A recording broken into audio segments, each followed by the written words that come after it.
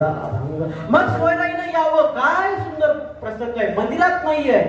मंदिरात जरी जागा नसली तर सोयराबाई बघा. अवघार वेगळे झाला रंगी रंगला श्रीरंग अवघार